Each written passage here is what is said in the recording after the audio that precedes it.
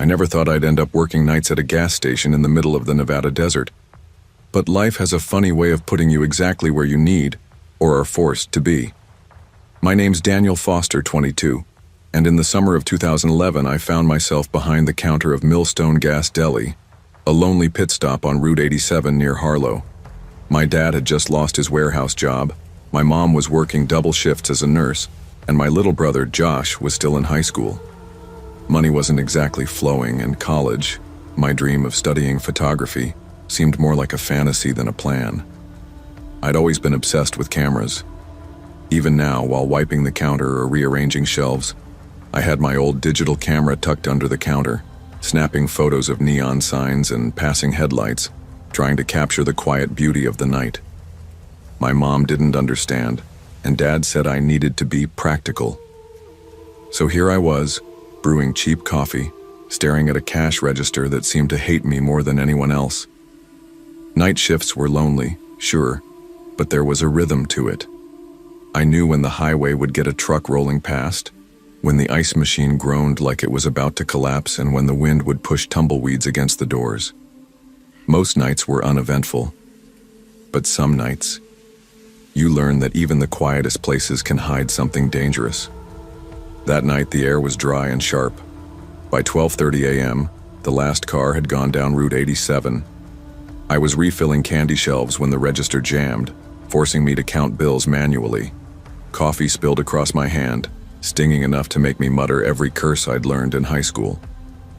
I wrapped it in paper towels, massaging the burn, trying to ignore the creeping unease crawling up my spine. And that's when I saw him. He was standing by the pumps, hunched slightly, shirt torn, dark stains across it that looked like blood. I froze for a moment, thinking maybe he needed help. Maybe he was hurt.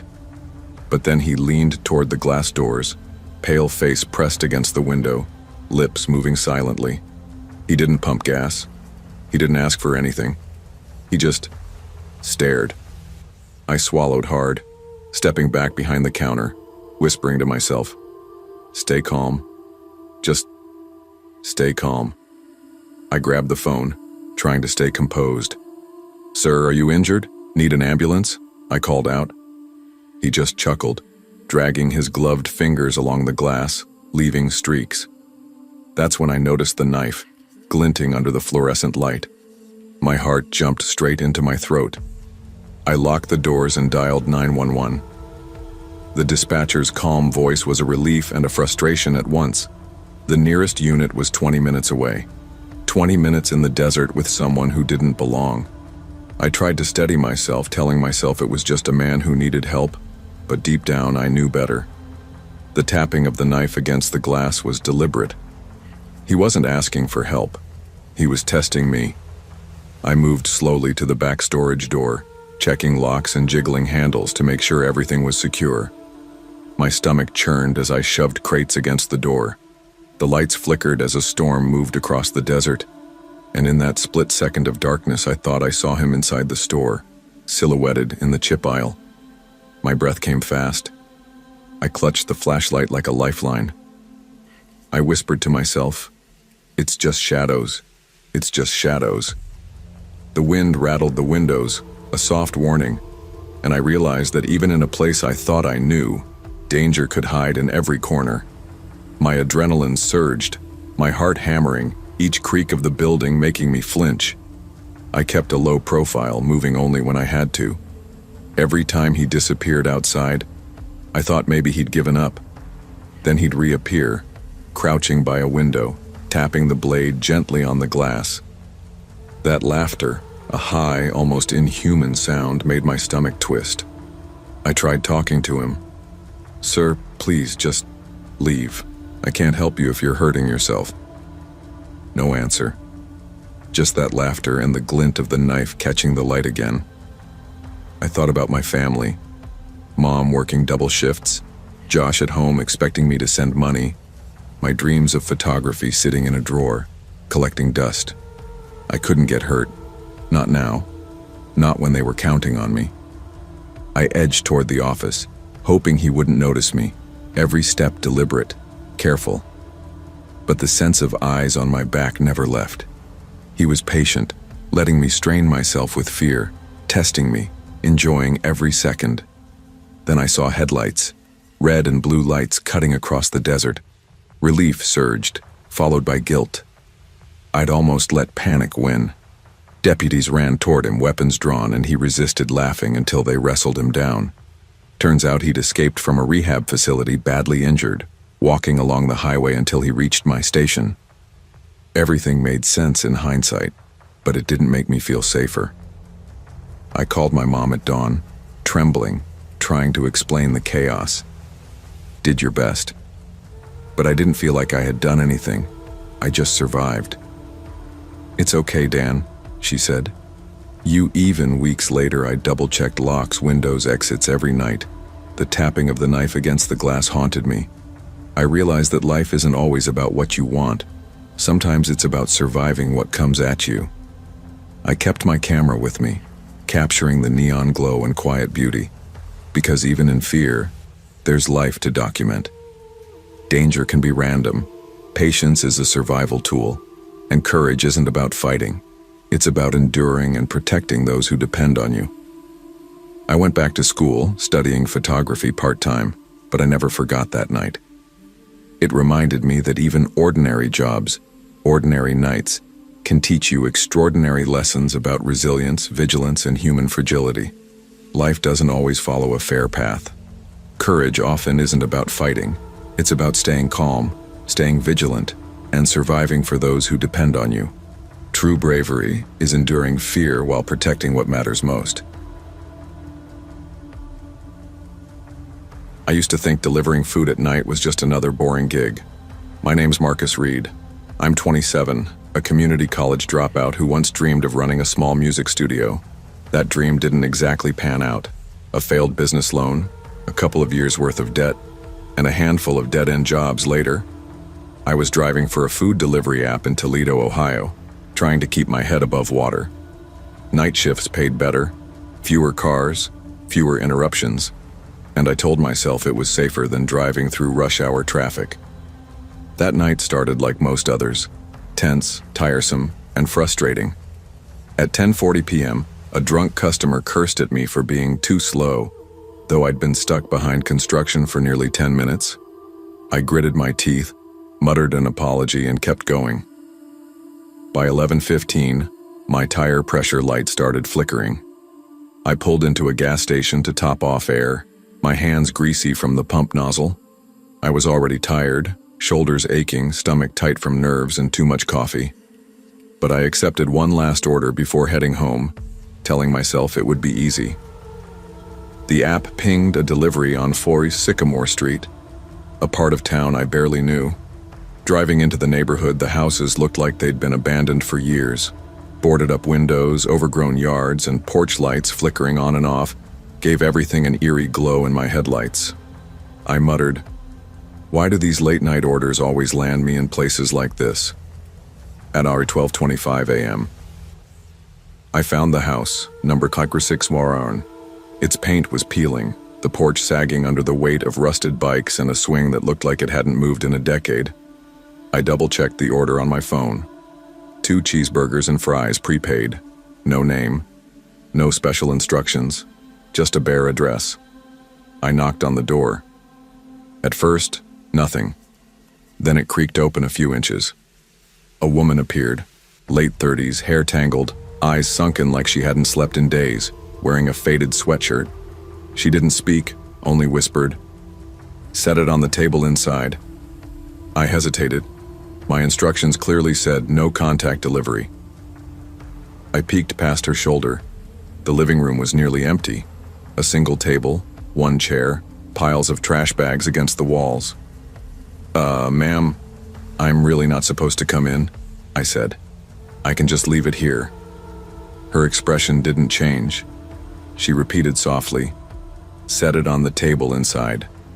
I felt a pit in my stomach but placed the bag just past the doorway, backing away slowly. She shut the door without another word. My hands trembled as I walked back to my car. Across the street, I noticed movement, a tall man standing under a broken street lamp watching me. He didn't move or speak. I slipped into the driver's seat muttering, Nope, not tonight. But when I tried to shift into drive, the car wouldn't budge. My stomach sank. Someone had locked a homemade wheel clamp was on the front tire. Panic hit me all at once. I looked up. The man from across the street was walking toward me slowly, deliberately. His boots crunched on the pavement. The street was dead silent, except for the wind rustling trash in the yard. I tried to start the engine again. Nothing. I fumbled for my phone. No signal. No, I weighed my options. Fight? Run on foot? Risk leaving the car behind? My heart thumped so hard I could feel it in my ears. He reached the driver's window and knocked twice, flat and calm, almost testing the glass. His other hand gripped a bent metal pipe. "Open the door," he said, voice low and even. My throat went dry. I shook my head. "No," I muttered. Fumbling, I hit the accelerator hard. The clamp snapped with a metallic crack. Sparks flew under the tires as the car lurched forward. The man slammed his pipe against the trunk, rattling metal and bone, but I didn't stop. I floored it down the street, heart hammering, eyes darting to every shadow. I didn't breathe until I reached a 24-hour gas station on the other side of town. My hands shook so badly I could barely grip the steering wheel as I pulled up to the pumps. The clerk gave me a curious glance. "Rough night?" he asked. I slammed the car into park, practically yelling, "Wheel clamp. I need the police." Someone. There was a guy. A woman. He nodded quickly and called it in. I repeated everything in short, frantic sentences. Officers arrived within minutes and took my statement. They promised to check Sycamore Street, but the woman and man were gone. All that remained was the broken clamp lying in the road. I sat on the curb, trembling, staring at the gas station's neon lights buzzing overhead. I could still see her hollow eyes, hear the calm knock, feel the weight of being watched. In the days that followed, I replayed it over and over. Why had she insisted I place the food inside? Why the man with the pipe? Were they targeting drivers? Was it just random chaos or something worse? Sleep became difficult. Every time my phone pinged with a delivery, I flinched. I refused anything after midnight. I went back to Sycamore Street once during the day, trying to see if anything could explain it. The house was even more decrepit than I remembered. Trash piled up around the edges, weeds clawing at the porch. The air smelled stale, abandoned. But no one was there. The police never found them. The wheel clamp was analyzed and stored as evidence. That was it. No arrests, no explanation. Just a lingering sense of unease, proof that danger sometimes waits quietly until you show up. Weeks later, I was driving during daylight, heading to a regular delivery, and a car swerved too close. My heart leapt into my throat. That memory, the street lamp, the wheel clamp, her hollow stare, hit me like a hammer. I realized I would carry it forever. Sometimes fear comes not from being chased, but from encountering situations you weren't prepared for. Trusting your instincts, setting boundaries, and avoiding unnecessary risk isn't cowardice. It's survival. I never ignored gut feelings again, and I made sure to stick to procedures even if it seemed rude or inconvenient. It wasn't paranoia, it was caution. Life will sometimes put you in situations that seem harmless at first, but instinct and caution are your best allies. Trust your gut, enforce boundaries, and never take unnecessary risks. Survival often depends on awareness, quick thinking, and the courage to say no when something feels wrong. I never planned to return to retail work so soon, but eviction notices don't pause for mental health leaves. My name is Jules Davenport, I'm 33, and after a third inpatient stint over the past 2 years, I took the part-time cashier shift at the Family Dollar on Mayfair Boulevard in Tulsa. I promised myself I was only there for bills, not for healing, not for closure. The store smelled of stale bleach and damp cardboard. Tiles cracked above ceiling lamps that flickered every couple of minutes. Staff moved through aisles like ghosts, avoiding the back restroom near the stockroom. Closed for maintenance, everyone said, ever since a homeless woman died inside last winter. Rumor had it the smell took hours to be noticed.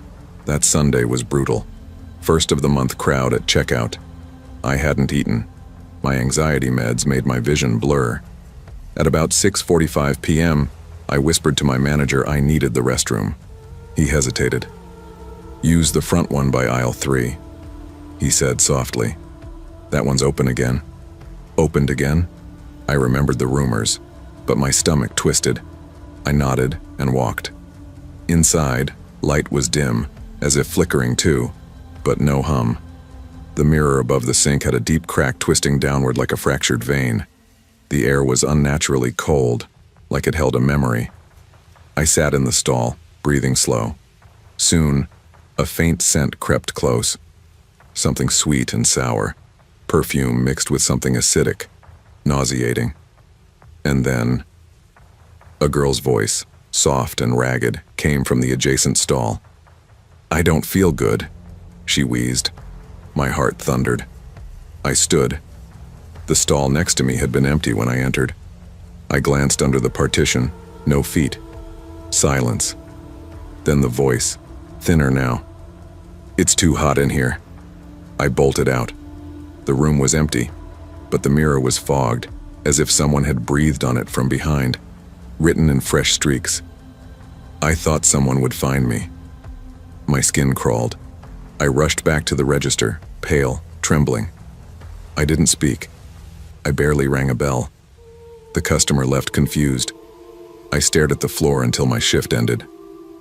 After I punched out, I wanted answers, but I doubted my own mind. I returned to the restroom, hands shaking, long after closing, when the store was silent and lights dim. I flicked the light switch. Nothing. Held the door open by its frame. The mirror was clean. No words. I leaned closer. There was a flyer, taped at the upper corner, water damaged, torn at the edges. I peeled it gently. A photo of a young woman, Lila Rose, 24, reported missing 2 years ago. Last seen entering this same restroom, a customer said.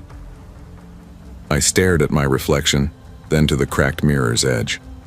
For a heartbeat, I saw something at my side. A faint outline, hollow cheeks, sleeves hanging loosely. Then nothing. I sat cold on the floor, hugging my knees. My mind raced. Was I hallucinating? Under med stress? Did that voice belong to me? I slipped home. At 2 a.m. the message repeated, jagged breath, soft echo. I thought someone would find me. I sat up, dizzy. That wasn't my voice, but maybe it was. My past with self-harm and depression gnawed at me. In my room, I whispered to the dark, did I imagine her? The next few days felt like walking underwater. Every shift I avoided that front restroom. I covered it mentally. But I couldn't escape the memory of Lila's face.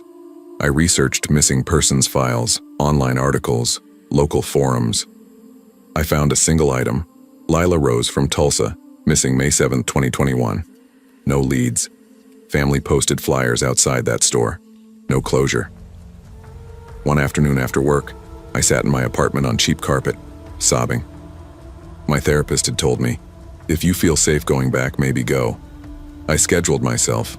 I went during closed hours again, flashlight in hand, heart pounding. The restroom was empty. I shone the beam over the cracked mirror. Nothing. I brought paper and pen, traced the crack pattern. I pressed ear to mirror. Nothing. But then I smelled it again. That sick perfume, acidic sweetness, strong and close. I spun. Silence. I whispered aloud, tears trailing down my face.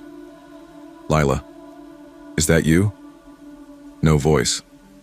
But in my breath I felt an answer, not in sound, but in memory. I thought about the homeless woman who died there. Maybe it was Lila's ghost, terrified and alone. A woman in an ordinary store, forgotten. Later at night I felt watched in my bedroom. Not fear, but sorrow. Maybe it wasn't hallucination. Maybe it wasn't recovery. Maybe it was recognition. I decided I had to speak up. I found the old flyer from Lila's mother online. I printed copies, laminated them. I left them at the store entrance, taped to the customer service board. I wrote a letter to the police chief. Ask about the back restroom and missing persons. Ask if the city ever checked the store's history. I also wrote a note to Lila's family. I hear you. I see you. And I dropped it into an envelope with my name, signed. I mailed it. Nothing changed in the store, but I felt something shift inside me. I no longer saw the restroom as my undoing. I saw it as a threshold.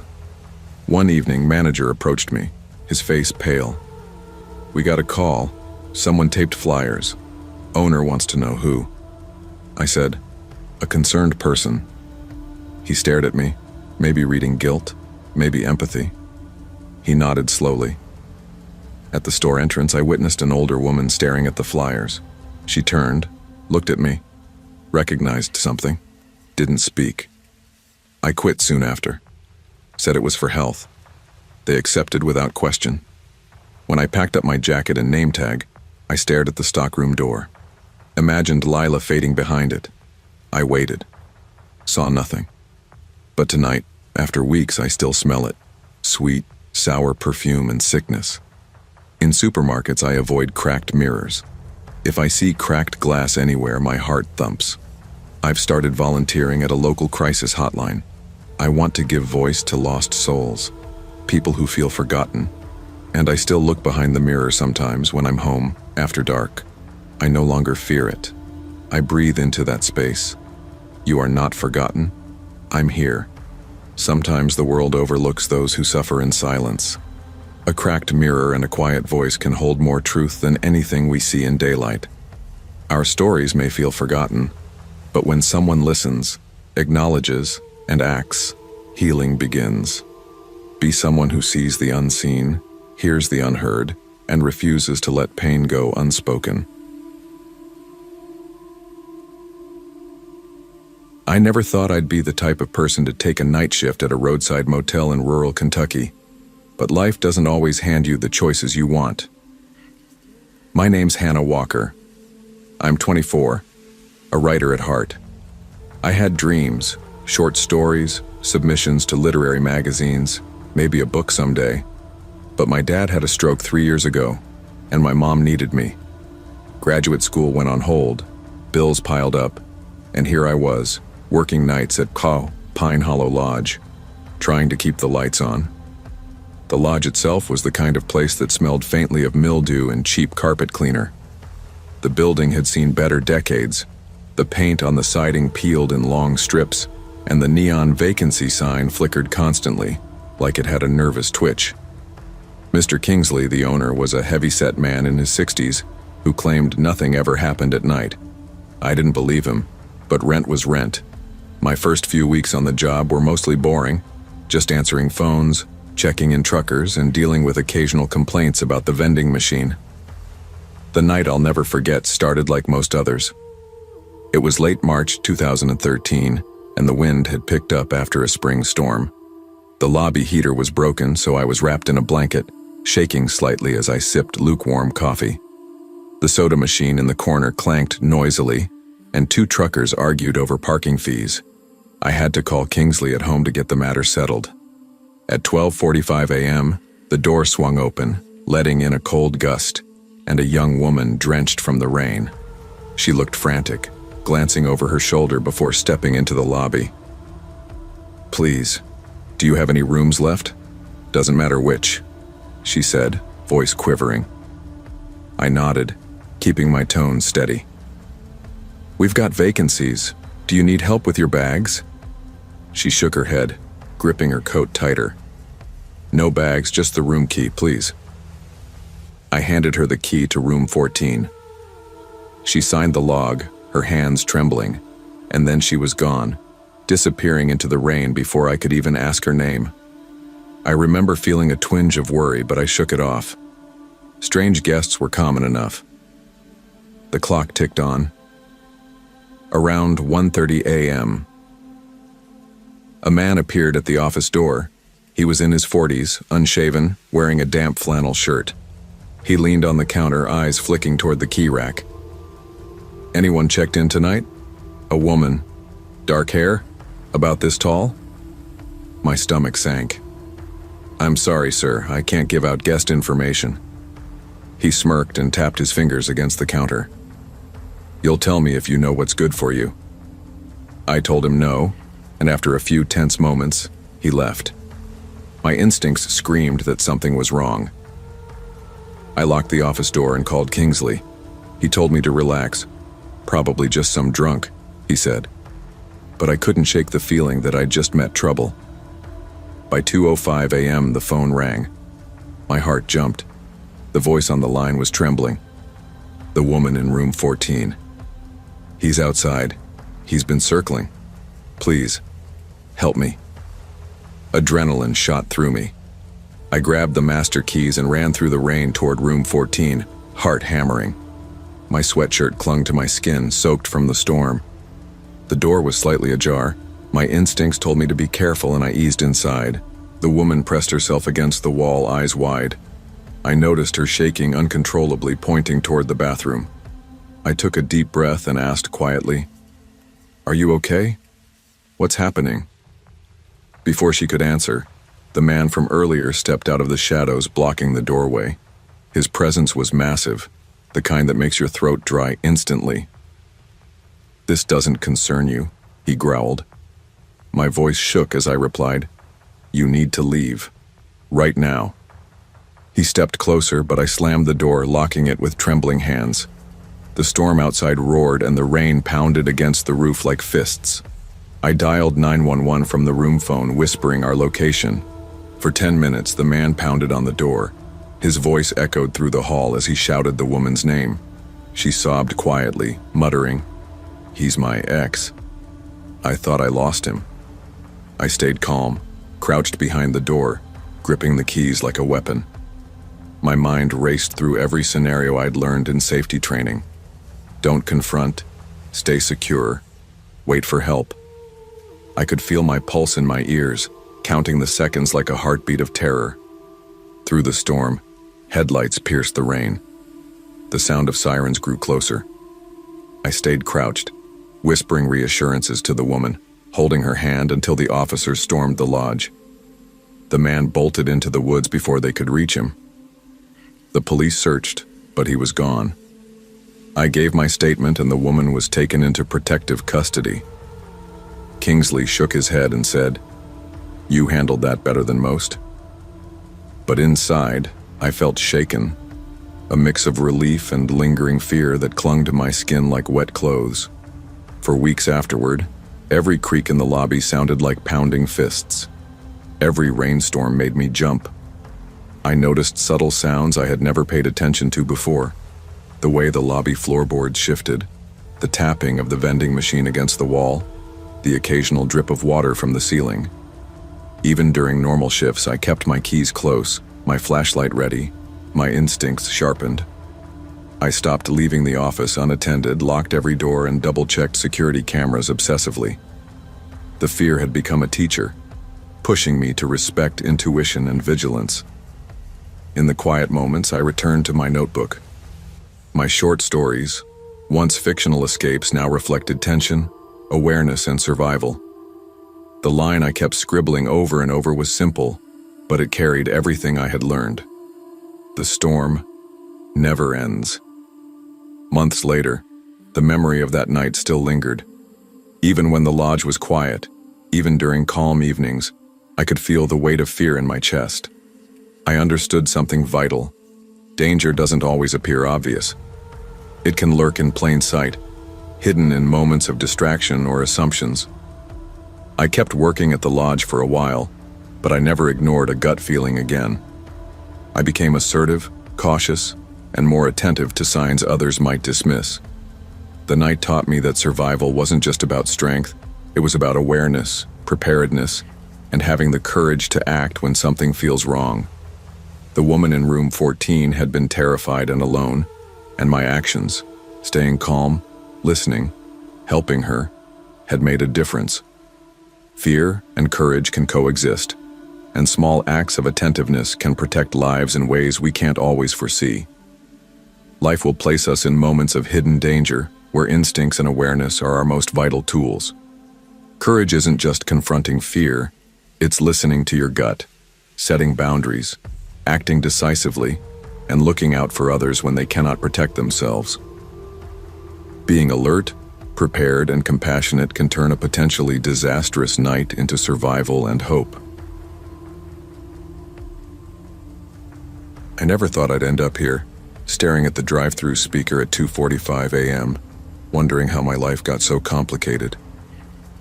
I'm Kayla Monroe, 24, single mom to a 3-year-old whirlwind named Eli, juggling night classes and a job at Burger Barn in Dayton, Ohio. I always joke that the drive-thru is a confessional booth, a place where people spill their guts over fries and soda, but beneath the smiles, I carry a quiet fear. Our location sits just off an empty highway exit, tucked between a shuttered gas station and a strip of weed-choked lots. I know the place screams vulnerability. I'd been working here for 6 months, the graveyard shift giving me daytime hours with Eli while my sister Lauren babysat at night. Most nights are slow, the hum of the fryer and the occasional bell from the front door my only companions. I keep my eyes on the dark parking lot, my heart racing whenever headlights appear. Tonight was slow, almost painfully so, and I was wiping down the counter for the 3rd time when a battered gray sedan eased up to the window. The man behind the wheel looked older than his mid-30s, stubble patchy across his jaw, eyes hidden behind dark shades even though it was midnight. He ordered only a small soda. "You working alone tonight?" His voice rasped, a tone that made my stomach knot. I lied. "No, my manager's in the back counting money." He chuckled softly, like he knew something I didn't. "Smart," he said, and something in the cadence of that word made my skin crawl. I tried to shake it off, chalking it up to nerves. 15 minutes passed, the kind that stretch into eternity, and the same sedan returned. This time there were 2 men inside, one fumbling with a ski mask. My heart jumped. I pulled the sliding window shut, my hands trembling. "Stay calm," I whispered to myself. "Just stay calm." Footsteps hit the pavement outside. I crouched behind the counter as a voice shouted, "The drawer! We know you're alone!" Open. The first gunshot hit the window, glass splintering, grazing my shoulder. Pain shot through me, hot and sudden. I scrambled toward the manager's office, fumbling with the lock before collapsing behind the heavy door. My shirt was soaked in blood, but I didn't have time to think. I dialed 911, hands shaking so violently I could barely press the buttons. Footsteps lingered, voices arguing, then silence. When the cops arrived, the men were gone, leaving only shell casings and footprints in the grease-stained lot. My shoulder burned, my heart wouldn't stop hammering, and I realized just how fragile normal life could be. Surgery was a blur of lights, antiseptic, and the constant buzz of nurses. They stitched me up, told me I was lucky. It could have been worse. But lucky felt meaningless when I couldn't drive without flinching, couldn't walk without wincing at phantom footsteps in the dark. I never went back to Burger Barn. Every time I closed my eyes, I could see the man's face, hear the rasp of his voice, feel the cold barrel of fear pressing against my chest. Lauren stayed with me at the hospital, changing bandages, bringing Eli in carefully so he wouldn't scare me. He didn't understand fully, of course. He just wanted Mommy to smile again. But I kept my composure for him. I couldn't let him see the fear that now seemed to live in my bones. Days blurred into weeks. I avoided the exit off the highway, avoided the dark streets where shadows lengthened like fingers ready to grab me. Friends tried to check in, but I couldn't answer without reliving the night. Every night, Eli's soft breathing was a reminder that someone depended on me, that despite my terror, I had to keep moving. The police case went cold. Stolen plates, gloves, masks, they'd left no trace. The sense of justice I'd believed in vanished, replaced by the bitter truth. The world doesn't always protect you, and sometimes people get away with the worst. I tried returning to normal life, night classes, daycare drop-offs, quick shifts at a new fast food place, but fear has a way of sticking. Every sudden noise made me flinch. Every unfamiliar car on the street made my pulse spike. I found myself planning escape routes in my mind just like I had on that night. I met customers, strangers, with a kind of wariness I hadn't known before. I smiled, laughed, nodded. but always measured my words. Trust didn't come easily. I couldn't let anyone get too close. Not because I didn't want friends, but because I couldn't risk another night where someone saw my vulnerability as an invitation. Months passed and I realized I couldn't live in constant fear. I moved cities, took a new job, and slowly let Eli's laughter fill the empty spaces that fear had carved into my life. Therapy helped me talk about what happened, helped me confront the trembling shadows in my mind. I learned to lock doors with confidence, to keep my head up when walking alone at night, to prepare without letting paranoia rule me. I even started joking with coworkers again, though I still watched the parking lot a little longer than I should. But each day I rebuilt a little of the life that night had tried to take from me. I never stopped thinking about that man's first words. "You working alone tonight?" It wasn't just a question, it was a warning. Life has a way of testing you when you're most vulnerable, and sometimes survival isn't about fighting back. It's about staying calm, thinking ahead, and protecting those who rely on you. Eli reminds me daily why I endure, why I face fear instead of letting it rule me. The world isn't fair. Danger doesn't announce itself. But resilience, careful planning, and courage, these are the things that can turn a night of terror into a lifetime of lessons. Honesty and vulnerability are precious, but sometimes safety must come first. And though fear lingers, it no longer controls me. Life is fragile, but it's also worth every careful step I take, every late-night shift I survive, and every moment I share with my son. Life can be unpredictable and dangerous, but resilience, awareness, and courage allow us to protect ourselves and those we love, even in the darkest of nights. I never thought I'd end up stocking shelves at Supermart in Tulsa at 1:30 a.m., but life has a funny way of handing out surprises.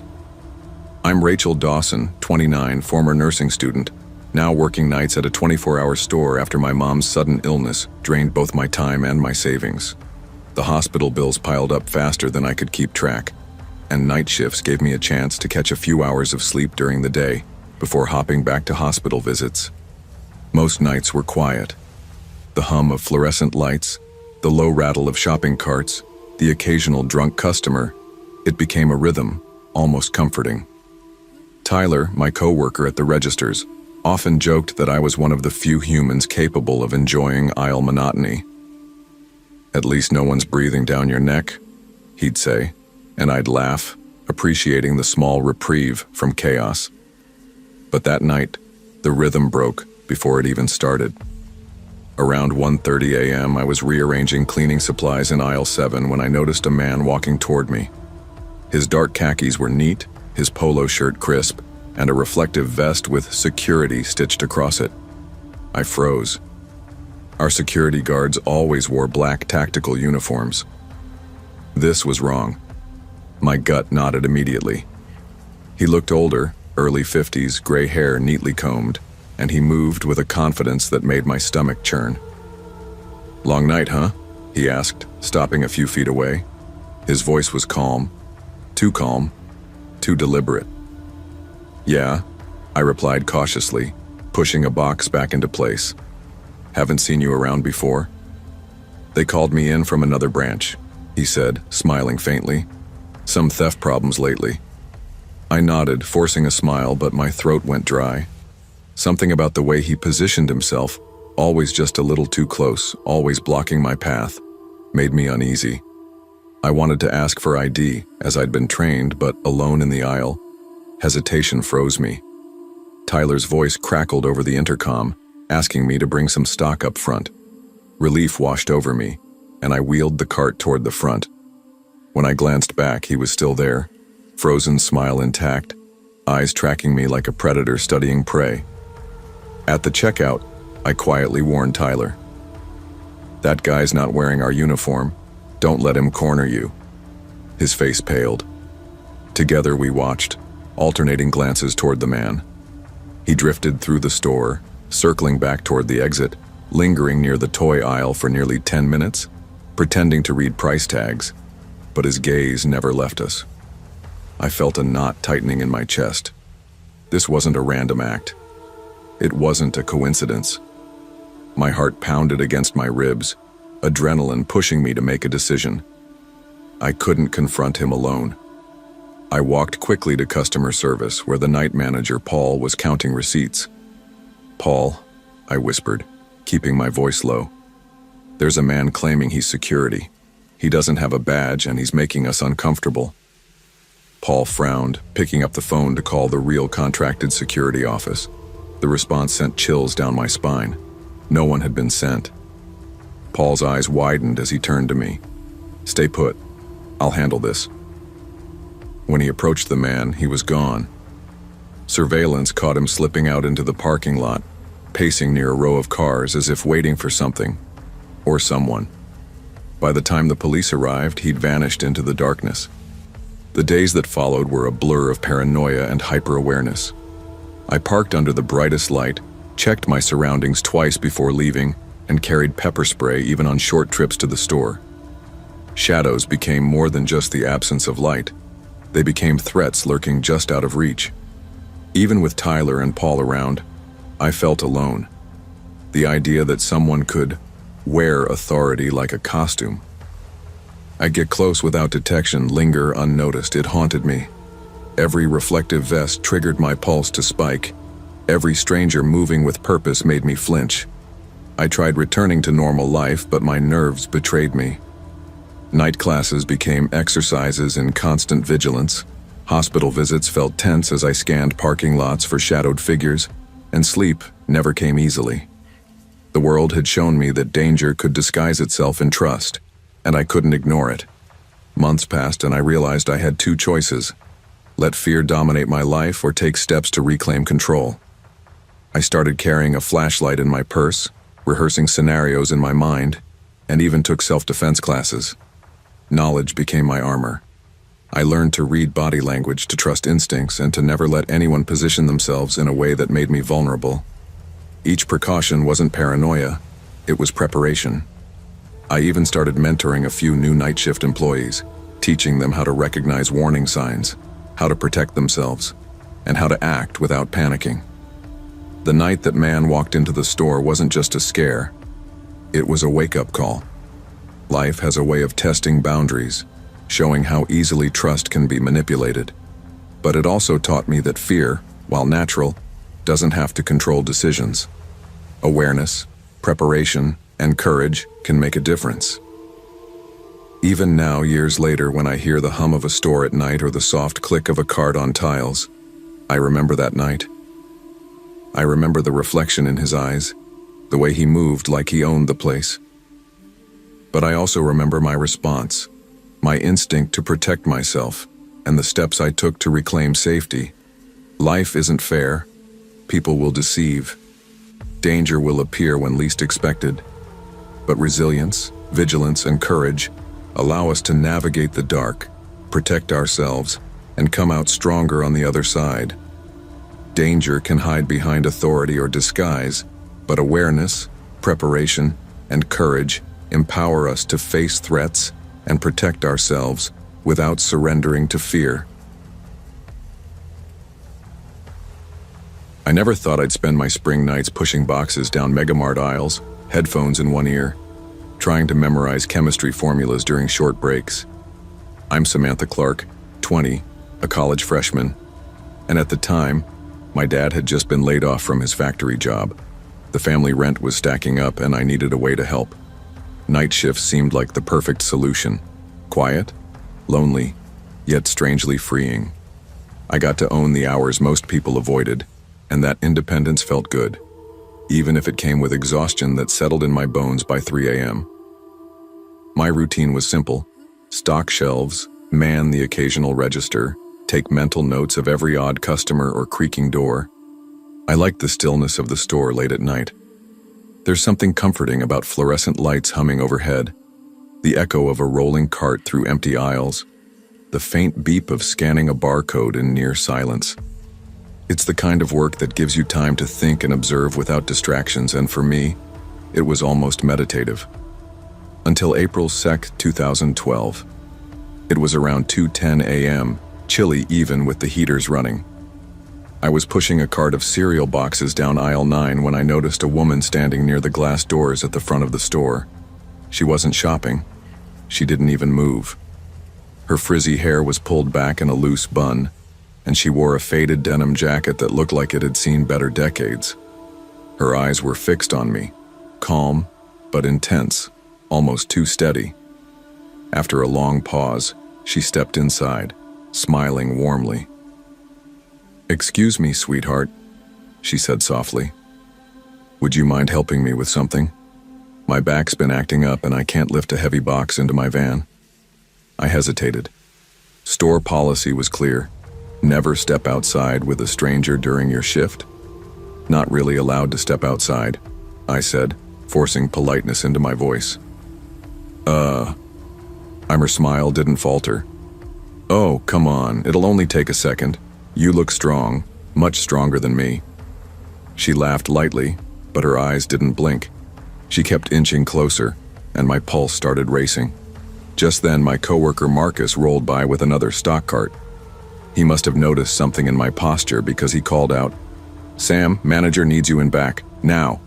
Relief washed over me. I grabbed the excuse and walked off quickly, heart hammering, chest tight. Later, I peeked through the store's front windows. The woman was gone from inside, but now stood beside a dark van parked under a flickering light. The side door was slightly open and something shifted inside. A shadow crouched like it was waiting for me. I ran to the night manager, explaining everything in a trembling voice, asking for help with boxes. "I don't trust her. There's a woman outside." He immediately locked the doors, which made me feel a fraction safer, and called the local police. By the time officers arrived, the van was gone, and the woman had vanished. The responding officer gave me a serious look. "We've had multiple reports of a woman fitting that description loitering outside late-night stores," he said. "She always asks employees or customers for help with boxes. Keep your doors locked and your distance and call if you see her again." I went home shaking, replaying her smile in my mind. It seemed so harmless, so friendly. But now I realized how close I had come to putting myself in danger. The following weeks were tense. I started parking as close to the entrance as possible. My phone was my lifeline.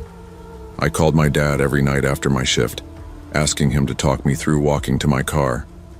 I refused to carry anything unnecessary in my hands while leaving the store, keeping keys and pepper spray in my pocket. Every time the store was quiet, my eyes darted toward the glass doors. Every car or pedestrian made me flinch. I couldn't shake the image of that van door slightly ajar, waiting. It had changed the way I saw the night. Even familiar, mundane spaces could harbor hidden dangers. I took a self-defense class, mostly for peace of mind. The training taught me how to stay aware of exits, maintain personal space, and act quickly if threatened. Each precaution wasn't paranoia, it was empowerment. I also began talking to new employees, warning them to never leave the store with strangers, to trust instincts, and to call for backup if unsure. The more I prepared, the more confident I felt. I wasn't living in constant fear anymore. I was taking control. Yet the memory of her calm smile and the open van door never left me. It served as a reminder. Danger can disguise itself in politeness. The woman didn't threaten with shouts or weapons. She asked politely, tested boundaries, and relied on the assumption that someone like me would comply. I realized that threats aren't always loud. They can be quiet, patient, and hidden in plain sight. Even now, whenever I work late, my eyes scan entrances, my hands stay ready, and my steps are deliberate. It's not fear, it's awareness. Life isn't always fair, and danger doesn't announce itself. But preparation, intuition, and courage allow you to navigate even the quietest threats safely. Danger doesn't always yell, it sometimes asks politely. Trust your instincts, set boundaries, and protect yourself even when threats appear gentle or familiar. I never thought I'd end up working nights at a roadside motel. My name is Rachel Monroe, 26, and in November 2014, I found myself manning the front desk at Silverleaf Inn, along Highway 41 outside Macon, Georgia. Life didn't go the way I imagined. I had spent my 20s sketching old buildings, dreaming of moving to Savannah for art school, but my mom's sudden illness forced me to stay home. Between medical bills and helping my younger sister, I had no choice but to take whatever work I could find. Silverleaf Inn wasn't glamorous. The carpet smelled of mildew, the walls were scuffed, and the neon sign outside flickered like it was gasping for life. The ice machine leaked constantly, and the water in the vending machine was always warm. Most nights were quiet, too quiet, but the silence brought a creeping unease, especially when I was alone. To cope, I often sketched the lobby while sipping bitter coffee, doodling cracks in the tile or peeling wallpaper, imagining a world outside this fluorescent prison. On this particular night, the weather was against me. Cold rain pounded the glass doors and made the streetlights outside shimmer in long streaks. The night had already been exhausting. A group of construction workers arguing about room keys, a guest shouting because the soda machine charged him twice, and the flickering lobby light that kept plunging parts of the office into shadows. My hands shook as I gripped the coffee mug like it was a lifeline. I tried to tell myself it was just another night. But there was something about the storm, about the deserted highway, that made the air feel heavy. It wasn't long before the first strange thing happened. Around 1:15 a.m., a man walked in. He was tall, wiry, with a gray coat soaked from the rain, and there was something in his posture that made me uneasy. He didn't greet me, he just asked sharply, "Is anyone staying in room 9 tonight?" I flipped through the logbook, frowning. No, sir. That room hasn't been rented in weeks." "Why?" He smiled tightly. "Then I'll take it." There was something off about the way he said it. Hesitant, I handed him the key, trying not to dwell on the feeling of dread pooling in my stomach. After he left, the inn fell silent again. I pulled out my sketchbook, trying to distract myself with the cracked tile and chipped baseboards. That's when I heard it. 3 faint knocks from the hallway leading to the guest rooms. My eyes darted to the security monitors. Nothing. I shook my head. "It's probably just the pipes," I whispered to myself. Minutes later, the desk phone rang. The static made my teeth chatter, and then a whisper came through. "He's outside. Don't open the door." My stomach dropped. "Hello, ma'am? Who is this?" But the line went dead. I held the receiver, my hand trembling, and for the first time that night I felt a surge of real fear. I grabbed the flashlight from under the desk, checking the doors and windows again. My heart raced as I walked the hallways, peering into empty rooms. Room 9 was closed, but something about the air felt heavier there. The rain outside pounded harder, and shadows seemed to stretch longer than they should. Even though I tried to rationalize it, storm, fatigue, imagination, the unease didn't fade. I kept thinking about that voice on the phone. Who could it have been? And how did they know about room 9? By 2:30 a.m., I was pacing the hall again when I froze. Room 9's door stood wide open. The gray coat was draped across the bed, but the man was nowhere inside. I felt panic curl in my chest. From the parking lot, I glimpsed a barefoot woman in a nightgown walking toward the trees beyond the lot. I shouted, "Respond." She vanished into the shadows. "Ma'am, hey, you can't be out there, it's freezing." She didn't. I ran back to the office, fumbling with the phone, but there was no service. The lobby line was dead. My mind raced. Was the man watching me? Had the woman been real, or a trick of my eyes in the rain? I checked the monitors obsessively. Then around 3 a.m. I saw him, the man from room 9, standing at the tree line staring at the lobby cameras. His posture was unnervingly still, his eyes fixed on me. My breath hitched. I thought of the storm, the isolation, and how small and vulnerable I felt. I didn't sleep until dawn, pacing the lobby, clutching my flashlight. When the sun finally crept over the pines, I bolted outside. Room 9 was empty, No coat, no man, no trace. The barefoot woman, gone. Everything seemed normal, yet I knew it hadn't been. Later, I dug into old motel archives and learned the history of Room 9. In 1987, a young woman was last seen walking barefoot into those woods after renting it. Guests over the years had described a man asking for the room, always the same description. A chill ran through me. Even years later, I could remember the whisper, "He's outside." I quit that job within days, but the memory never left me. I realized the motel wasn't just a building. It was a container for fear, secrets, and shadows from the past. The world outside might seem quiet, safe, and ordinary, but sometimes danger and mystery lurk in the places you least expect. I kept sketching, of course. My notebooks were filled with drawings of hallways, trees, shadows, and broken tile. Art became my refuge. But every time I heard a faint knock or saw a figure in the dark, I remembered that night and the lesson it taught me.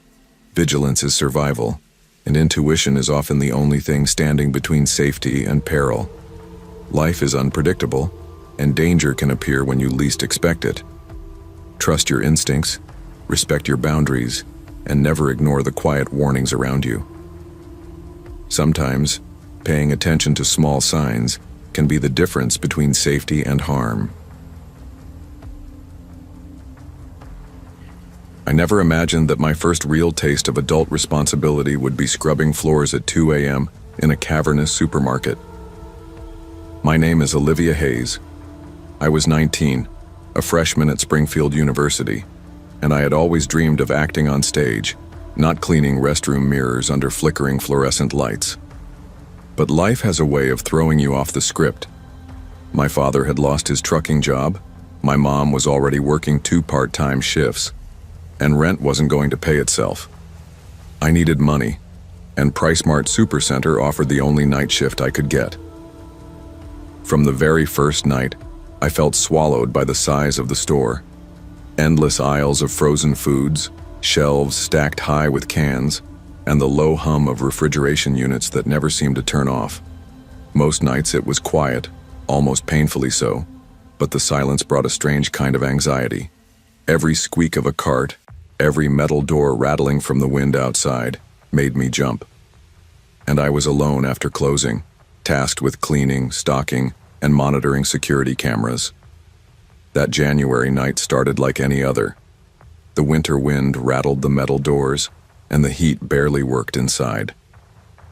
By 12:45 a.m., I had already handled a particularly grumpy customer who cursed at me for expired coupons, and a teenager who had smashed a soda bottle on the floor just to get attention.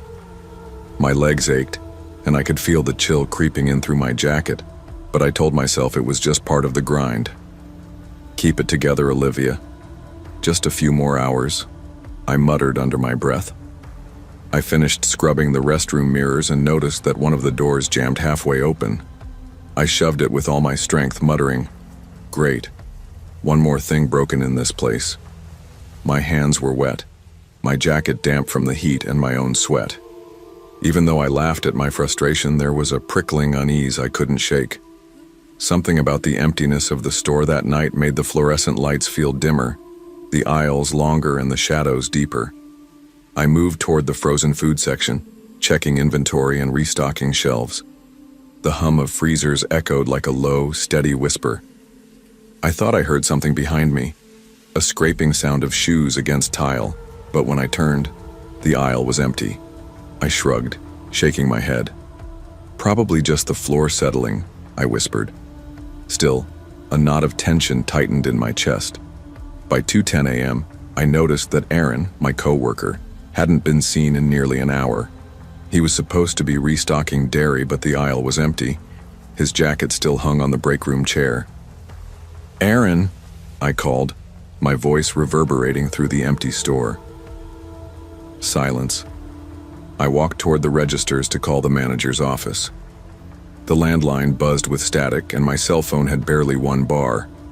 Enough to see the clock, not enough to make a call. I leaned against the counter, trying to calm myself, when I heard it. A faint crackle from the intercom followed by what sounded like quiet breathing. My heart thumped in my chest and I froze. "Hello?" I whispered. Nothing. The ceiling speakers hung silently above me, blank and lifeless. I tried to rationalize it. Maybe it was the wind rattling ducts, maybe the store was settling, maybe exhaustion was making me hear things. But the feeling of being watched lingered. I decided to check the stockroom exits. The side door was locked. I rattled it. Nothing. The front automatic doors were sealed shut. My stomach sank as I realized I was trapped inside. I forced myself to breathe. "It's fine. Morning staff will be here at 6. Just wait it out," I whispered. But my chest tightened. Every shadow seemed to stretch farther than it should. Every hum of machinery sounded like footsteps circling me. I pushed a cart down the aisles, trying to make myself feel in control. That's when the footsteps began. Slow, deliberate scraping against tile. I spun around. Empty. The sound moved behind me, then ahead like someone was circling. I called out, "Aaron, come on, this isn't funny." Silence. Turning a corner near the frozen foods, I saw a shadow at the far end of the aisle. Motionless for a moment, it flickered, then disappeared. My pulse quickened. I grabbed a heavy mop handle, clutching it like a weapon. "Stay calm, just stay calm," I whispered. The shadow was everywhere and nowhere at once. By 3:05 a.m., I hid in the break room, locking the door. The phone lines were still dead. I checked the security monitors, grainy black and white images of empty aisles, until one camera showed movement, a figure standing near the registers. I leaned closer. "Please, just be Aaron," I whispered. The figure turned. Its face was blurred, smeared like static. I curled into a corner, gripping the mop handle. Time stretched, each minute an eternity.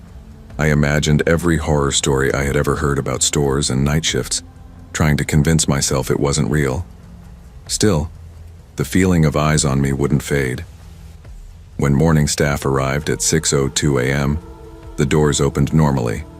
No one else was in the building. Aaron had clocked out at 12:30 a.m. without telling me. Every aisle was empty, pristine. I quit a week later.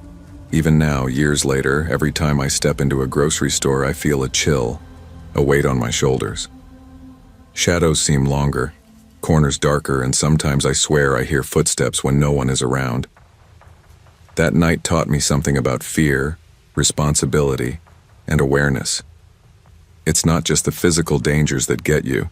It's the mind playing tricks, the isolation, and ignoring your instincts.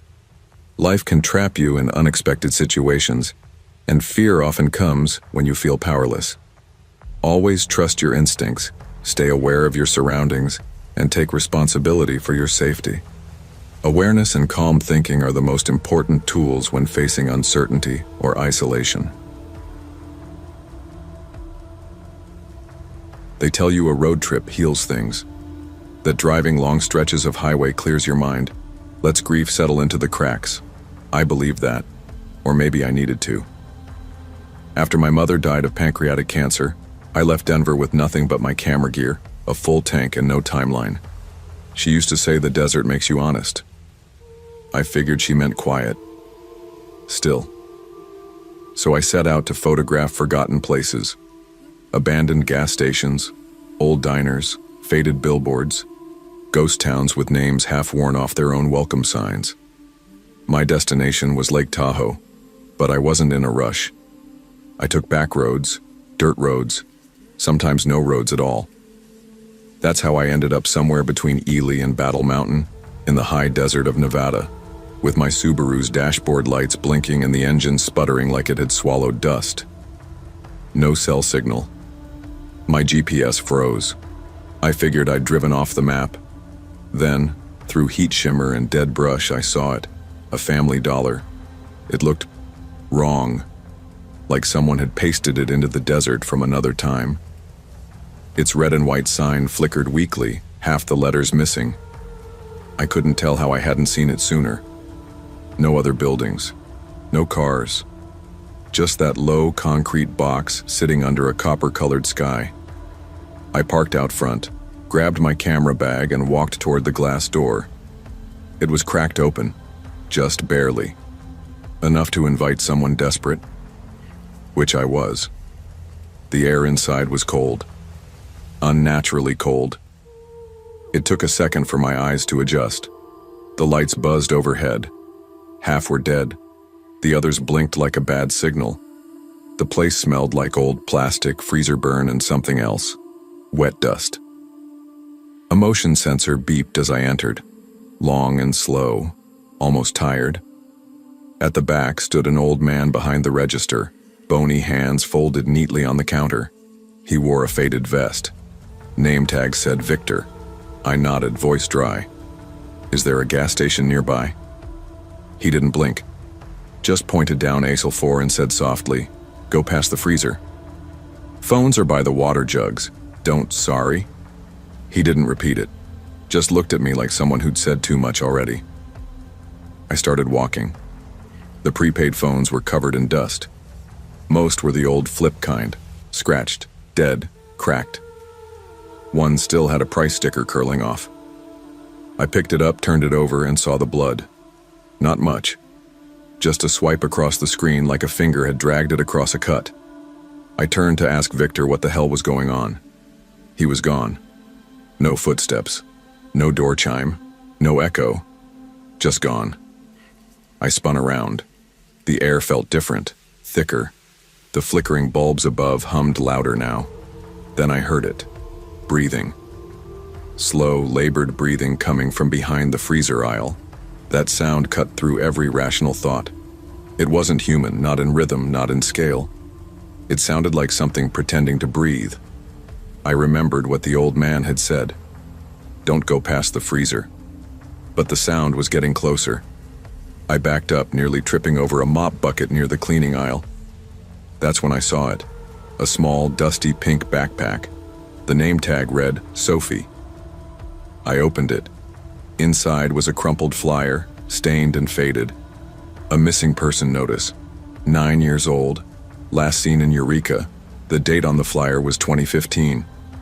I stared at it, tried to breathe. Then I heard the freezer door creak, and I ran. The front door was locked. From the outside, I pulled, slammed my shoulder against it. Nothing. No one out there. The desert was empty. I was alone. My fingers shook. I yanked out my phone. No signal. The screen flickered and died. I hit it with my palm as if that would help. It didn't. I sprinted through the aisles toward the back office, shouting for Victor. No answer. When I reached the door, I found it rusted shut. I rammed it with my foot 3 times before it gave way. The hinges screamed. Inside, it smelled like mildew and metal. A rotary phone sat on a desk, unplugged. Filing cabinets lined the wall, old-school ones with handwritten tabs. I opened the top drawer. Inside were folders, each with a name written in red ink. First names. All children. All ended the same. Disappeared. No follow-up. The second drawer was the same, names and dates going back decades. One read, Sophie M., 2015. I staggered back, tripped over a cord. My camera fell from my shoulder. Then I heard a voice, a child's whisper from behind the wall. Don't go past the freezer. The lights flickered, then died completely. I found a wrench under the counter. Took me 10 minutes to pry open the back exit. The metal door creaked louder than thunder. I slipped out into the alley behind the store. The air outside felt wrong too. Dead wind.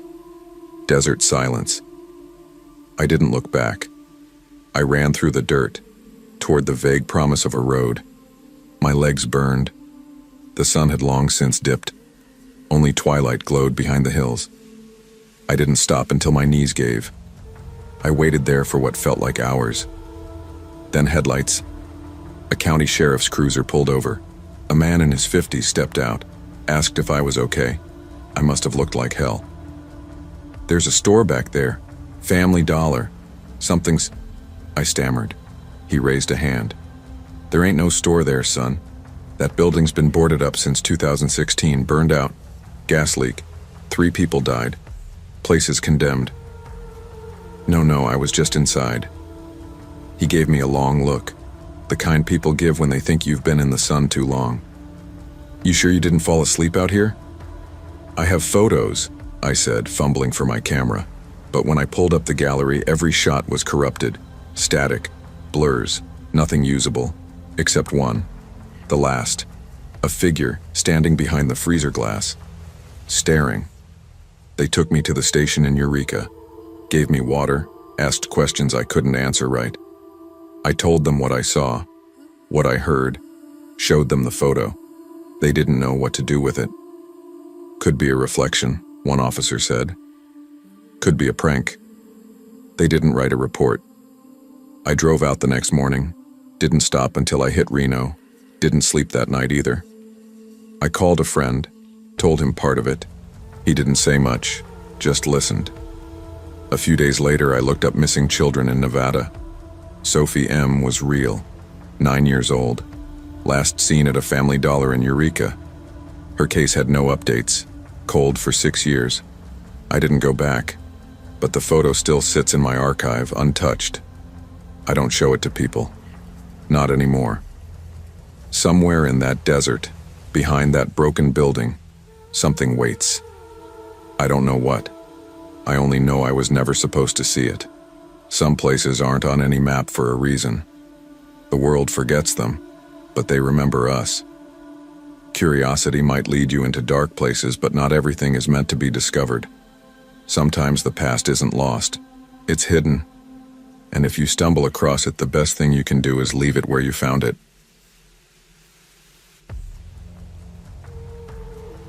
I'm Vanessa Reed, 26, juggling student loans, a failed engagement, and the day-to-day grind of working the overnight shift.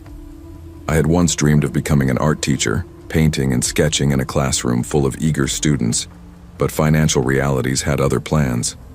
Now I spent my nights folding shirts, arranging dresses, and organizing racks from 10 p.m. to 6 a.m. Most nights were quiet, almost peaceful.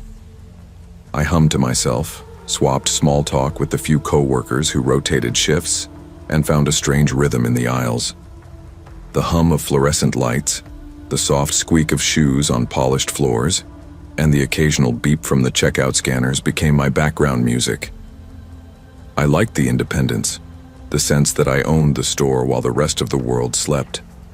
That night it was cold enough to see my breath in the break room. I had just finished organizing the women's section when I noticed a tall man entering the store around 1:30 a.m. His baseball cap was pulled low and a thick winter coat covered most of his frame. Normally I wouldn't have given it a second thought. Late-night shoppers often looked strange or eccentric, but something about him made me uneasy. He moved slowly, pretending to browse, yet somehow appeared in every aisle I moved to. When I offered my usual greeting, "Need help finding something?" he responded with a wide smile, unsettling in its intensity. "No, just looking. But I think I found something interesting." His eyes lingered on me longer than polite customer behavior should allow. I forced a polite smile and walked toward the kids' clothing section. Minutes later, I realized he had followed me. "Do you live nearby?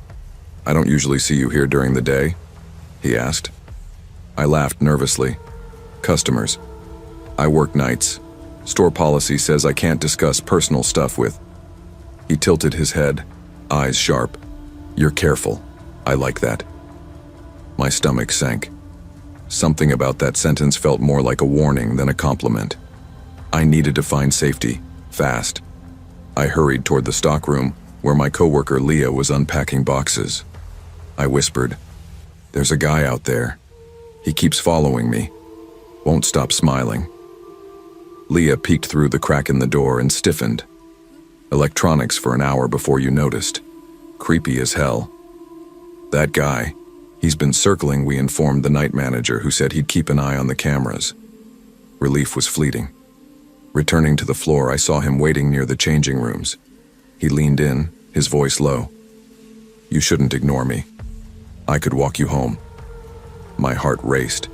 Every instinct screamed that this was dangerous. I backed away slowly, pretending to radio for assistance.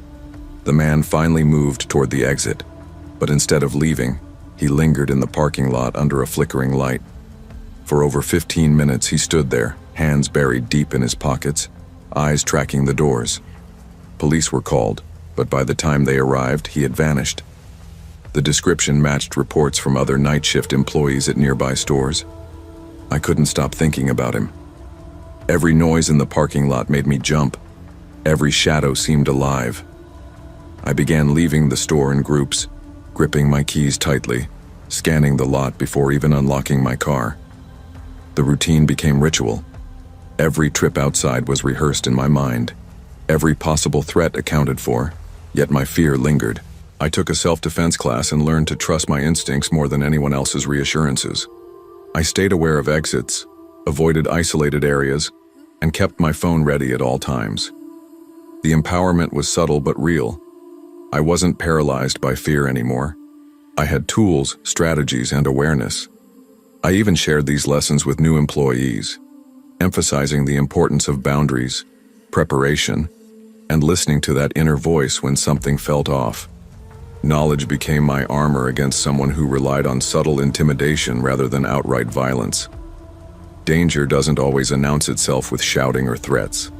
Sometimes, it wears a calm smile, moves quietly, and tests boundaries. What terrifies isn't always the obvious. Sometimes it's the one who watches patiently, waiting for a mistake. Years later, I still avoid working nights. Every time I walk into a quiet store after hours, I scan entrances, I note exits, I trust my gut.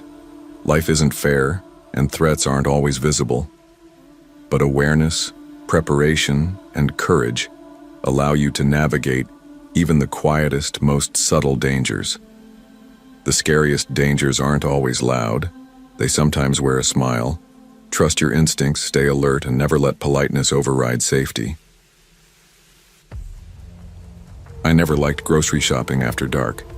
Something about the fluorescent lights buzzing overhead, the half-empty parking lots, and the strange stillness of big box stores at night always put me on edge. But nursing doesn't come with predictable hours, and by the time I got off my Wednesday shift at St. Mary's, it was already past 8. I was bone-tired, still in my scrubs, hair knotted into a bun that had lost its battle with gravity hours ago. All I wanted was a hot shower and sleep. But marriage, as I'd come to learn in just 7 months, had its own demands. Ethan had been on my case for weeks about not cooking, about how I chose the hospital over him. He wasn't wrong that I'd been absent. 12-hour shifts swallow you whole. By the time I walked through our door, I barely had energy to microwave leftovers, let alone chop onions and stir sauces. Still, I hated the guilt trips, the digs about how marriage wasn't supposed to feel like living with a roommate. So I stopped at Target. It was January in Phoenix, colder than usual, and the lot was quiet. A couple of cars sat abandoned on the far side, one with a flat tire, another dusted in what looked like months of grime. The neon Target sign buzzed faintly, and I remember thinking the store looked tired, almost haunted. Inside, the greeter gave me a nod without a word. The place was too empty, the soundtrack of corporate pop echoing faintly off the polished floors.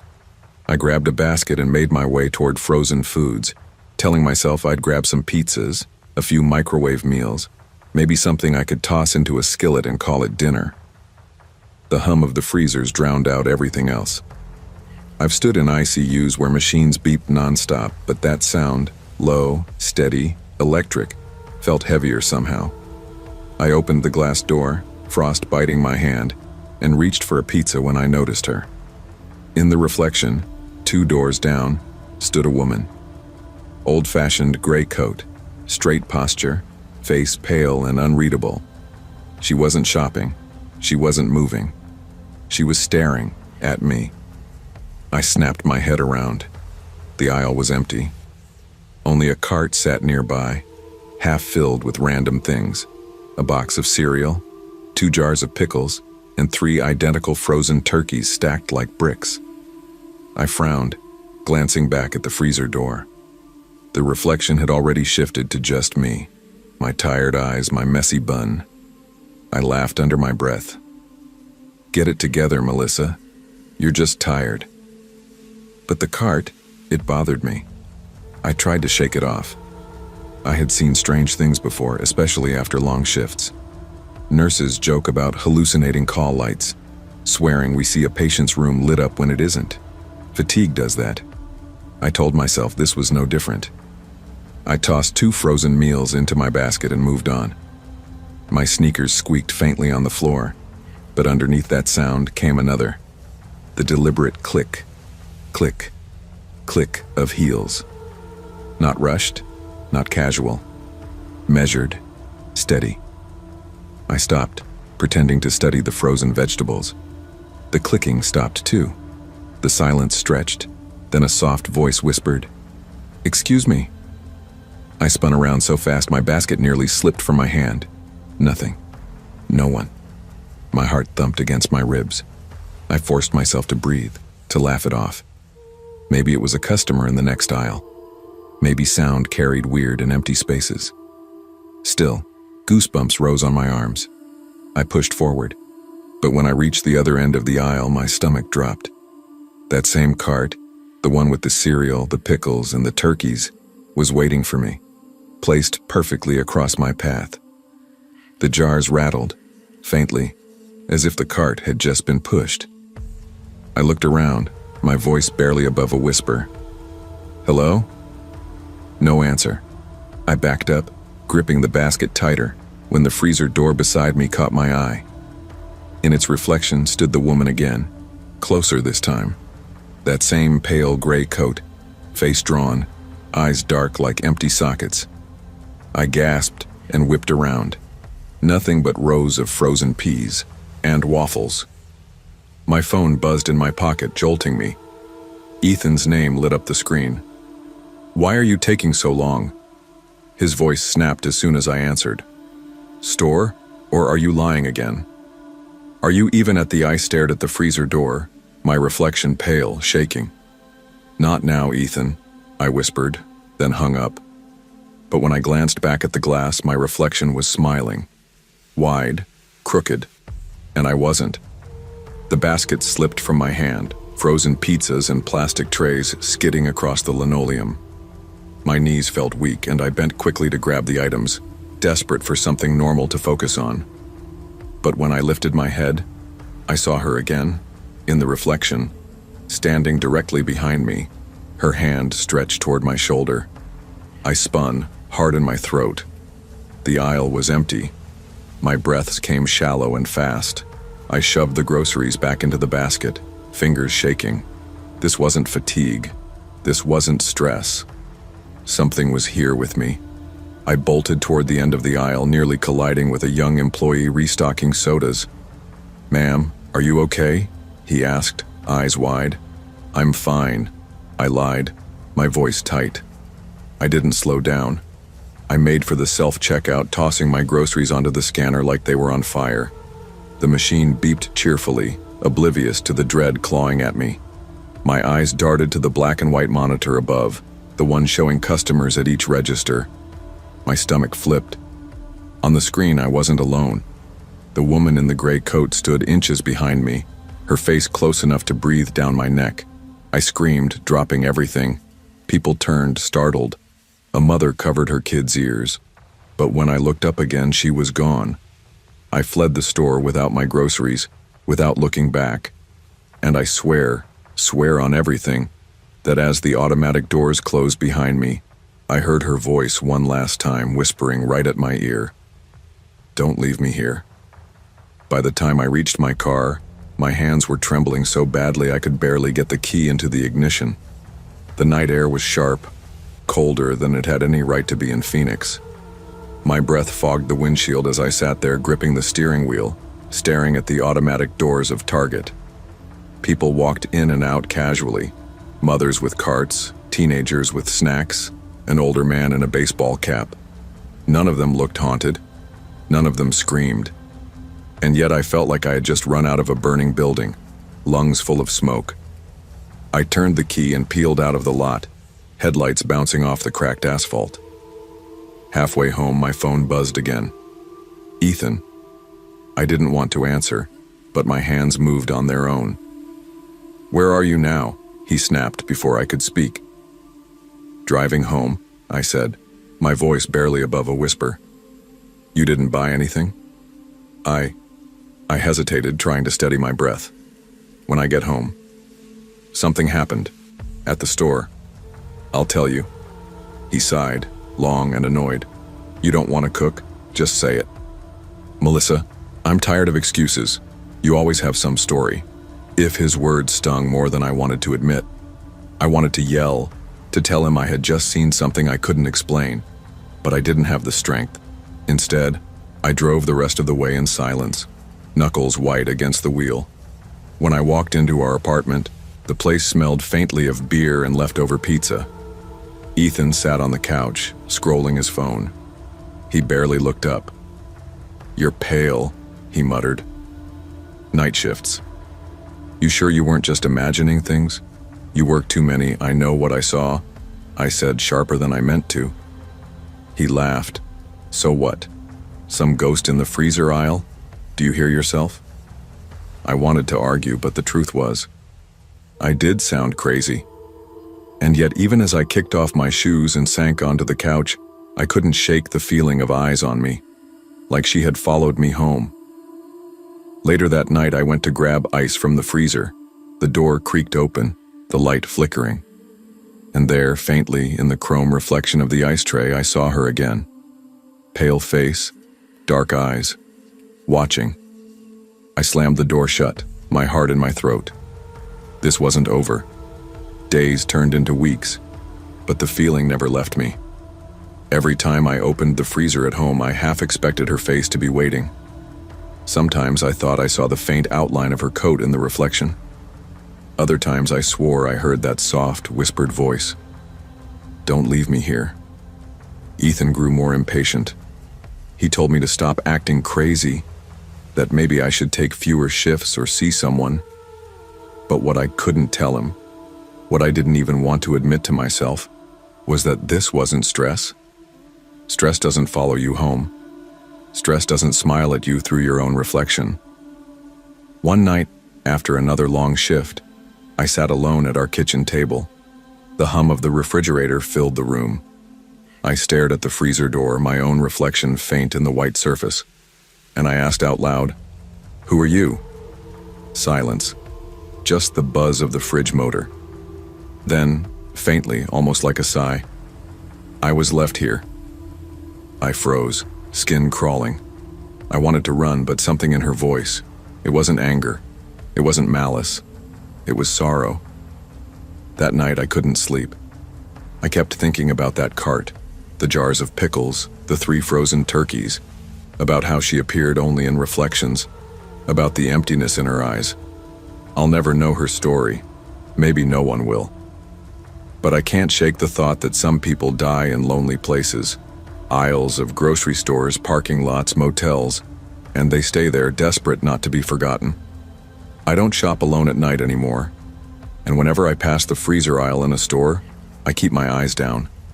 But even now, years later, when I open my freezer at home, I sometimes catch her waiting. Not always, just enough to remind me. She's still there. Not all ghosts are made of malice. Some are born of loneliness, of lives cut short in places no one remembers. But the living, people like me, have a responsibility too. We can't dismiss our fears, can't drown them in work or pretend they're in our heads just because others don't believe us. What I learned that winter night is simple. Listen to yourself, trust your instincts, and never assume the quiet, ordinary places in life are as safe as they seem. I'm Lucas Bennett, 27, a community college dropout trying to keep my younger sister fed and out of trouble. After my parents' divorce, life became a series of compromises, and night shifts at this store were one of them. Mechanic school had been my dream once, but dreams don't pay the bills, and my rusty pickup sure as hell didn't fix itself. The aisles at night are quiet, almost eerily so.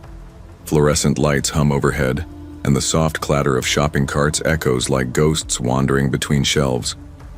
I joke with friends that Dollar Depot after midnight feels more like a ghost town than a store. It's mostly empty, just me and the occasional customer wandering in, staring at cheap household goods like they're treasures. It was a Thursday around 12:40 a.m. when the door chime rang, breaking the monotony. An older man shuffled in, gray hair thinning, trench coat brushing the floor. His hazel eyes never seemed to blink, and his slow, deliberate steps echoed unnaturally in the empty aisles. He carried a pack of batteries and a can of soup. When I rang him up, he leaned close, whispering, steady, rehearsed almost like he had said it 100 times before. "There is a devil all the time." His voice was... I forced a chuckle, unsure how to respond. Yeah, this place gets its fair share of weirdos." He didn't smile. He placed exact change on the counter, tapped it twice, and walked out without another word. That phrase stuck with me. All night I kept replaying it, half laughing at myself for being spooked by a stranger's nonsense. I tried shrugging it off, telling myself it was just one of those odd moments you forget after closing. But something about the way he said it, the calm, deliberate tone, set my nerves on edge. By Sunday, I thought I had dismissed the man entirely. I stayed on night shifts, sticking to routines, checking the parking lot, making sure doors were locked. Around 2:15 a.m., the bell rang again, jolting me. 2 masked men stormed in, one waving a pistol. "Empty the register now," the gunman shouted. My hands shot up instinctively. My mind raced. Eli, my sister, my life, all flashed in an instant. I took a cautious step backward, heart hammering, and tried to stay calm. But before I could reach the till, a car outside honked or screeched. I don't even remember exactly. And the gunman panicked, firing a shot into the ceiling. Chaos erupted, but in a surreal way, everything slowed. They ran, bolted past me into the parking lot, diving into a white panel van waiting like a ghost among the shadows. I stumbled behind the counter, dialing 911, voice shaking as I tried to explain what had just happened. When police later reviewed the footage, my stomach sank. The driver of the van, the one who coordinated the escape, the one calmly sitting behind the wheel, was the same gray-haired man from Thursday. Same trench coat, same steady eyes. The phrase he whispered in my ear suddenly made sense, in the most terrifying way. It wasn't nonsense. It was a warning. For weeks after, I couldn't shake the feeling that someone was always watching. I walked the aisles carefully, never leaving any corner unchecked. Even during daytime shifts, the store felt different, haunted by memories, shadows, and the echo of, "There is a devil all the time." I refused to work alone. Every night I insisted on a second employee. I never left the store without checking the parking lot multiple times, and every door was double locked. My sister noticed my anxiety, asked if I was okay, and I forced a smile, telling her I was just tired. But inside, I was terrified. Months passed. Police followed leads, found the van abandoned in a pine forest, complete with sleeping bags, empty food wrappers, and maps of other small-town stores. They identified the man as Harold Mason, part of a group responsible for multiple robberies in northern Arizona. But they didn't catch everyone. My gut told me someone else from the crew was still out there, still watching. I started carrying a flashlight and pepper spray, rehearsing scenarios in my head. Every strange customer triggered a small panic reflex. I became vigilant, cautious, alert in ways I hadn't been before. Knowledge and preparation became my armor, my way to reclaim control over life that had threatened to slip from me. That night changed me. It taught me that danger can arrive quietly, that a calm voice and steady eyes can hide intent as deadly as any weapon. I learned to trust my instincts, to act without hesitation, and to always prioritize safety over pride or routine. Even now, years later, the echo of Harold Mason's whisper lingers in my mind. I keep doors locked, lights bright, and eyes open. Life isn't fair. Threats appear when least expected. But awareness, vigilance, and preparedness empower us to face those threats without surrendering to fear. Danger often hides in plain sight, and intuition, preparation, and vigilance are essential for navigating a world where appearances can deceive and safety is never guaranteed. I never expected that working nights at a roadside diner could feel like stepping into a ghost story, But that's exactly what it was like on the stretch of I-84 in eastern Oregon. I'm Hannah Cooper, 23, a college student trying to scrape together enough money to pay tuition. I had taken the night shift at a small diner miles from any real town because it offered flexible hours and the promise of steady tips. Most of the day, it served truckers, travelers, and the occasional lonely local. But after midnight, the place felt abandoned. Like the hum of neon lights and the occasional rumble of passing semis were the only life in sight. The diner itself was old, formica tables scratched from decades of use, vinyl booths cracked at the seams, a jukebox that seemed more ornamental than functional. I shrugged off the weird little things at first. Lights flickered in the kitchen. The jukebox sometimes started playing old country songs even when unplugged, and cold drafts swept across the empty dining room. I told myself it was just an old building settling at night, the wiring and plumbing acting up. That fall, during my first week, the night felt longer than I expected. Most of the time I cleaned tables, restocked napkins, and refilled sugar containers while listening to the wind howl against the diner's walls. Every passing semi reminded me that the highway outside never really slept, and I sometimes felt like I was in a world of my own, separate from everything else. But the first night that storm rolled in changed everything. It was around 1:45 a.m. when he walked in. The man, tall with a long coat and a hood casting his face in shadow, sat silently in the corner and ordered nothing but black coffee. I couldn't shake the feeling that he was watching everything, cataloging the diner like it was his private museum. As I cleaned nearby tables, I noticed him scribbling on a small scrap of paper. When I brought his coffee over, he didn't speak a word, just nodded. Curiosity got the better of me, and I peeked at the paper. Written in sharp, deliberate letters were the words, "Leave before midnight." I froze. My stomach knotted. My spine refused to fade. Probably some weird prank, I muttered to myself. But the chill and over the next few nights I started noticing patterns. Around 11:30 p.m., the diner seemed darker than it should have been. The storm rattled the windows, and I would hear footsteps in the hallway leading to the storage area. But when I checked, nothing was there. The lights flickered violently and the jukebox started playing that same haunting melody from before, despite the fact that it was still unplugged. I gripped the counter, my pulse racing. Every creak of the floorboards felt amplified. My instincts screamed that I wasn't alone, that someone, or something, was there, waiting. Then, around 12:05 a.m., he returned. This time, he didn't sit. He stood near the door, staring out into the storm, his movements calm, deliberate, almost too quiet. I realized my phone had no signal, leaving me completely isolated except for him. "Can I help you?" I asked, trying to steady my voice. He shook his head and slipped another note under the counter. I picked it up, hands trembling. "Not safe here, leave." I swallowed hard. The words weren't threatening. They were almost clinical, a warning rather than a challenge. But they carried a weight that made my stomach flip. Suddenly the power cut out entirely. The diner was plunged into pitch-black silence. Shadows moved along the windows, distorted by the flashing lightning. My heart pounded so hard I thought he might hear it. I fumbled for the emergency flashlight under the counter, the beam cutting through the darkness in shaky circles.